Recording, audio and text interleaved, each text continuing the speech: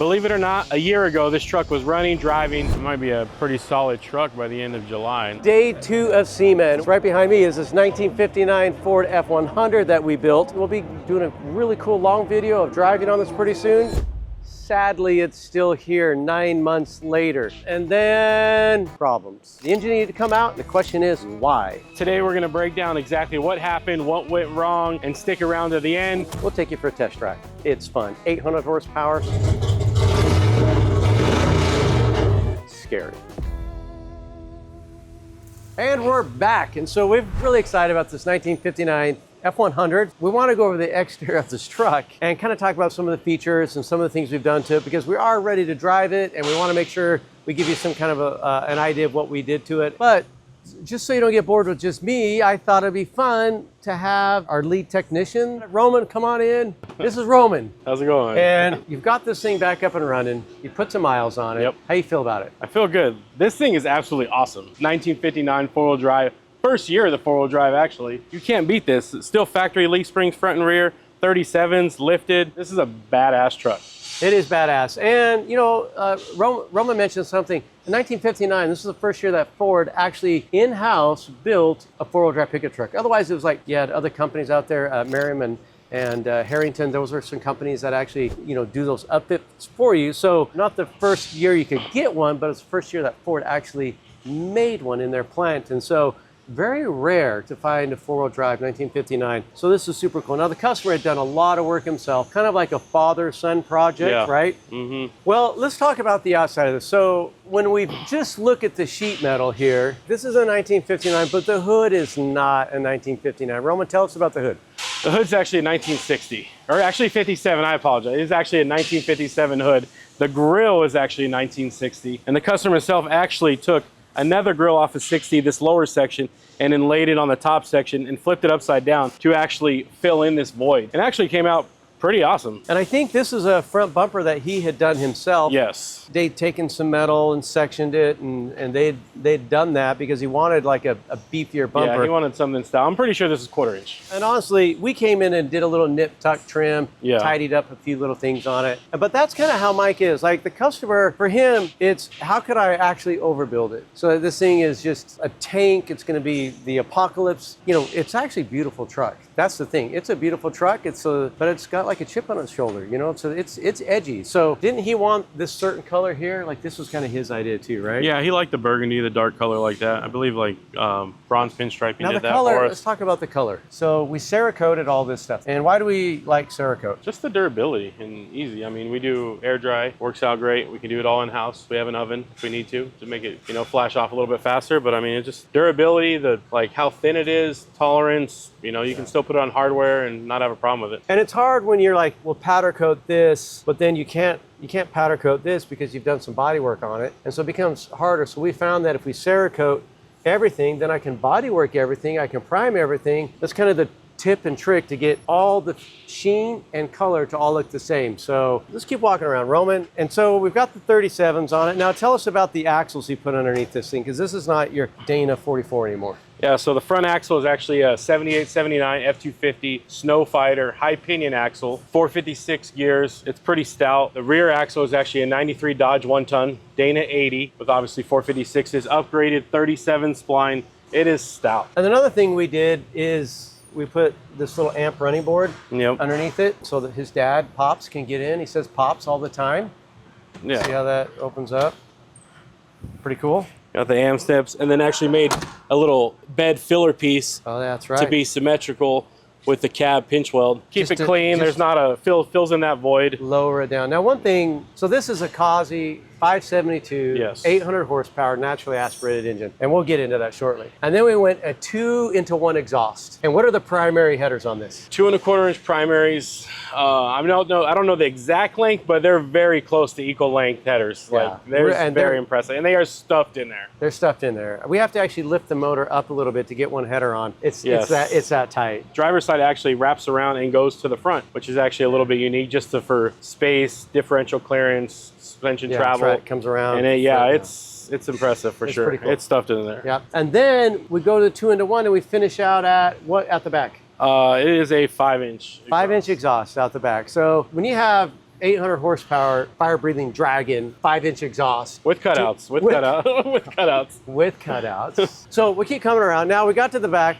Now he had actually had a bumper back here himself, and he asked us to redo it. Yep. And so we designed this bumper here. It's pretty cool. And we actually added a hitch and designed all this. He wanted to be able to plug stuff in it. So we kind of designed this bumper, and it's pretty stout. It's 3/16. It's not 1/4 inch, but it's a pretty cool bumper. Then we got a spare tire up here in the bed. And this tailgate, if you guys take a look at it, it is also not traditional looking tailgate. He actually took a tailgate from obviously factory style 59 tailgate, but all the components are from like a 72 early Bronco. But yeah, all this stuff is from a Bronco, like the anti-rattle cables, everything. Him and his dad pulled it apart, took the skin off, and actually put all these components in here. He's definitely pretty cool and pretty slick. And he's pretty. And it all worked out pretty well. Yeah. He's pretty creative. We can walk around, kind of the same thing. Of course, this is a big back window, so that's also rare. Roman, what's this I see here? I see a little white canister. I believe so. That is an oil reservoir. It is an oil relocation kit. Our oil relocation kit. Yeah, are we worried about that thing getting bumped and knocked at all? Or you feel pretty good about it? I'm pretty confident about it, but we can probably make a cover and make it aesthetically pleasing and hide it up a little bit. Can we just do something to kind of, so you can't see it? Yeah, we can make something a little bit better. I'll just spray paint the oil filter black. I'm just kidding. Okay. The guys like to think outside the box, and they do really amazing craftsmanship with Krylon. So that's actually awesome. All right, the most impressive part though is actually what's under the hood. It's beautiful. And I think we should pop the hood. Now I'm too short to look inside. And I'm even shorter, so. You're too short to see inside, camera guy. But we'll get some ladders over here and so we can all get inside. But we can't open it up, right? Yep. It's got a safety on the right side. Safety on the right side. Hey, we all know about safety latches. Yes, sir. There's another video about a safety latch that one time was there, but it didn't actually do anything. True. The hood flew up on us. All right, let's look up inside here. So this is a big motor. And of course, I can tell right out of the gate, we've Cerakoted a lot of stuff in here. Tell us what we did. We did pretty much wild horse power steering for Hydro Boost, radiator, condenser, fans, radiator hoses. Now these are brushless fans. They are brushless. So we got the sensor right here. So this sensor is what triggers it to turn on. And then we've got like an overflow right here. Spits out. You can kind of look in here. And then we've got battery back here. Nice Willwood as always. 1 1/8 master cylinder for the Hydro Boost. Factory F150, pretty much style for clutch master cylinder. This is fuel injection too. It is fuel injection. It's actually a fast fuel injection system. So fast fuel injection ran by Holley. Yep. A Holley system on it. Yes, Holley FI for the engine management system. You know how I feel about Holley stuff. I know. It's just not the easiest thing to, it works, but it's also not the easiest thing to program and get right. And when you're doing a lot of these strange, unique collaborations with transmissions and different parts and you want to do fuel injection, oftentimes it's like the only way you can get stuff to really work, but it's not plug and play. 800 horsepower is what we're told. Yes, I believe it's like 809, I believe. I looked at the build sheet when they actually dynoed it at Kazi Racing. So. And then you've got this, you know, your distributor here. MSD ignition. What makes this Kazi motor different than just like dual overhead cam motor, right? But it's an older generation. Yeah, definitely an older generation platform. Almost, I mean, it almost looks like a Hemi sitting here. I mean, it sounds like a big block. When we fire this up, it's so much different than when we fire up like a Coyote motor. Yeah.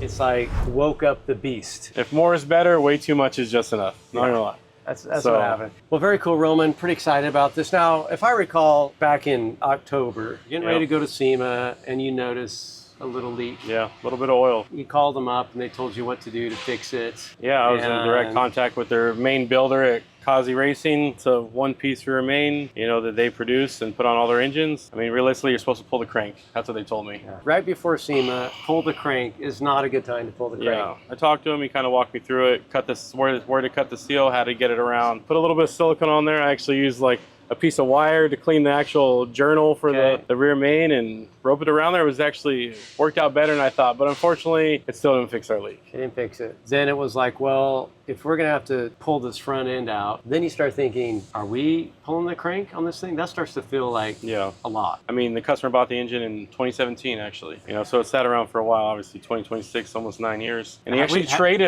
traded a Cummins diesel for this engine. Oh, really? Yeah, Cummins diesel, traded straight across. Now we sent it back to them, so it took them a while. So they said, hey, pull it. 3 to 4 month turnaround. Obviously, gave us a dollar amount to fix it, depending on what exactly we're going to do. I wanted a full reseal, you know, valve covers, intake, a little bit of everything. I already. And they dynoed it, and it still leaked. Yeah, they actually did. They actually went through 3 rear main seals, and I believe on the last go around, they took 0.5 off the crank, put in obviously a new rear main seal, and it sealed it up. They dynoed it and sent it back. But I mean, it was definitely a long process for sure. But I mean, they stood behind their work, you know, turned out a quality product, and you know, I haven't gotten a bill yet, so to be determined there. But they did stand behind their work, and they took care of us. We just had to wait probably 5 to 6 months almost. Yeah. By the time we got it back, we actually figured out we're gonna Cerakote the exhaust. So we had to wait a little bit for that. So then we got it back, and then it was like, well, let's Cerakote the exhaust. And I'm like, why not? We've Cerakoted everything else. So anyway, well, let's go take it for a drive. I mean, now we got 100 miles on it, no leaks at this point. Things are feeling pretty good. At least 800 or 900 more miles just to make sure it's good to go. And then we'll hopefully be able to get this done here in the next 30 days and off to the customer. So should we go drive it? Yeah, let's do it. All right, clutch, brake. We'll fire up. There you go.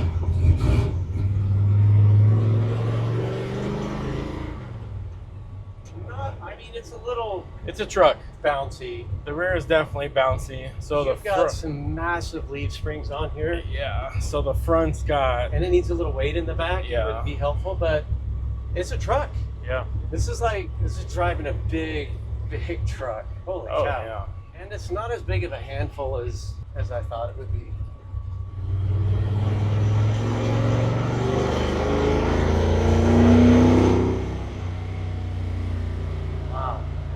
What do you think? That's pretty cool. First impression, obviously your first drive. Well, it's not as scary to drive as I thought it was going to be. No. Because I only drove it like in first and little second, in SEMA, out of SEMA. Yeah. So I didn't get like I didn't even drive it out of SEMA, I just drove it in SEMA.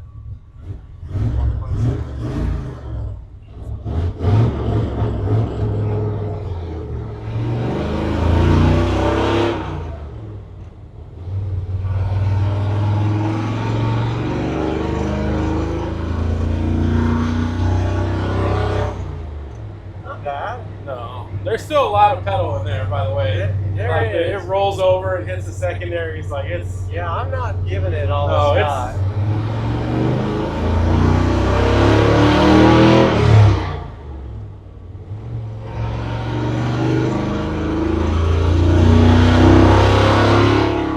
Oh yeah, there's a lot more pedal there. Yeah. It'll roll down pretty good. There's more pedal travel than like in the Coyote. Yes, the pedal's definitely a lot longer to throw. Yeah, a lot longer throw. Obviously cable. Yeah, so... And we even had to space it out a little bit and then change the ratio a little bit on I had to drill new holes on the actual throttle body linkage itself. It is listing a little to the right. Yeah. But we haven't really driven it and done a lot of alignment stuff on it, so... No, very minimal. It's got a fresh gearbox on it that we had rebuilt. But they're 37-inch tires, too. Yeah, so. definitely for sure.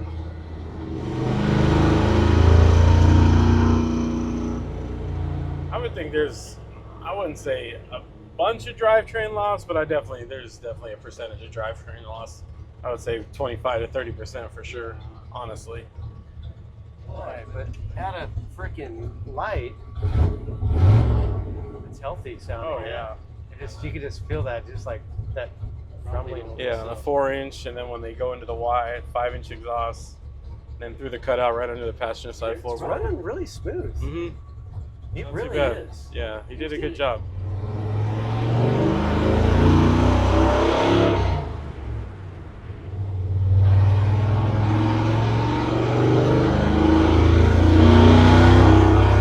And the brakes are good. Wow. Yeah, factory style F250 calipers, dual piston fronts, dual piston rears.